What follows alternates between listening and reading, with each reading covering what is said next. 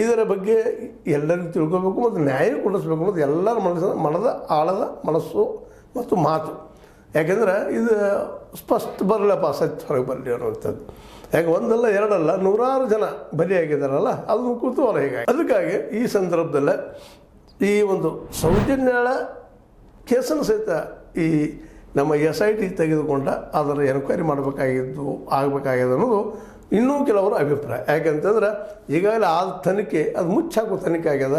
ಈಗ ಆ ಮುಚ್ಚಾಕಿದ್ದ ಸತ್ಯವನ್ನು ಹೊರಗೆ ತೋರಿಸೋ ತನಿಖೆ ಇದಾಗಲಿ ಅನ್ನುವಂಥದ್ದು.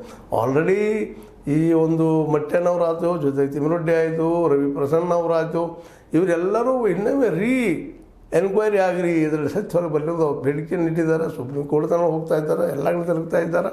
ಆದರೆ ಆಗಿಲ್ಲ. ಆದರೆ ಈ ಸಲ SIT ಅದು ಮಾಡಲಿ ಅನ್ನೋದು. ಆದರೆ ಅದೇ ಕಾಲಕ್ಕೆ ಪರಮೇಶ್ವರ್ ಅವರು ಅದು ಇಲ್ಲ ಅನ್ನುವಂಥ ಮಾತುಗಳು ಮಾತಾಡಿದ್ದಾರೆ ಅಂತೇಳಿ ಸುದ್ದಿಗಳು ಬರ್ತಾ ಇದ್ದಾವೆ. ನಾವು ಕೇವಲ ಏನು ಹೋಗೋದು ಜನಗಳ ಬಗ್ಗೆ ನಾವು ಎನ್ಕ್ವೈರಿ ಮಾಡಲಿಕ್ಕೆ ಹೆಚ್ಚಿದ್ದೀವಿ ಅಂತೇಳಿ ಅದು ಒಂದು ಆಗಬಾರ್ದು. ಅದ್ರ ಜೊತೆ ಇನ್ನುಳಿದ ಈ ಅದರಲ್ಲೂ ಸೌಜನ್ಯ ಕೇಸಿಂದ ತನಿಖೆ ಆಗಲಿ, ಹಿಂದೆ ಪದ್ಮಲತಾ ಅವ್ರದ್ದಾಗಿರ್ಬೋದು, ಮುಂದೆ ಇನ್ನೂ ಅನೇಕ ಜನ ಈ ಒಂದು ಬಲಿ ಆಗ್ತಾ ಬಂದ ಜನಮಗಳ ಬಗ್ಗೆ ನಿಜದ ಕಥೆಗಳು ಗೊತ್ತಾಗಲಿ ಜಗಕ್ಕೆ. ಅದಕ್ಕಾಗಿ ಏನಪ್ಪ ಅಂತಂದ್ರೆ ಎನ್ಕ್ವೈರಿ ಆಗಲಿ ಅನ್ನೋದು ಭಾಳಷ್ಟು ಜನರ ಅಭಿಪ್ರಾಯ ಅದ. ಇನ್ನು SIT ಏನು ಮಾಡ್ತಾರೆ, ಏನಿಲ್ಲ, ಅದೇ ಕಾಲಕ್ಕೆ ಎಷ್ಟು ಸತ್ಯಗಳು ಹೊರಗೆ ತರ್ತಾರೆ, ಯಾವ ರೀತಿಯಾಗಿ ಏನು ಮಾಡ್ಬೋದು ಅನ್ನೋದನ್ನು ನಾವು ಕುತೂಹಲದಿಂದ ಮತ್ತು ಅದೇ ಕಾಲಕ್ಕೆ ಆತಂಕದಿಂದ ಎದುರು ನೋಡ್ತಾ ಇದ್ದೀವಿ. ಏನಾರಾಗಿರೋ ಒಟ್ಟು ಆರಂಭ ಆಗ್ತಾಯಿದೆ, ಬಂದದ. ಈಗಾಗಲೇ ಧರ್ಮಸ್ಥಳಕ್ಕೆ ನಮ್ಮ ಒಂದು 20 ಜನ SITಗಳು ಎಂಟ್ರಿ ಆಗಿದ್ದಾರೆ ಅಂತ ಸುದ್ದಿಗಳಿದ್ದಾವೆ.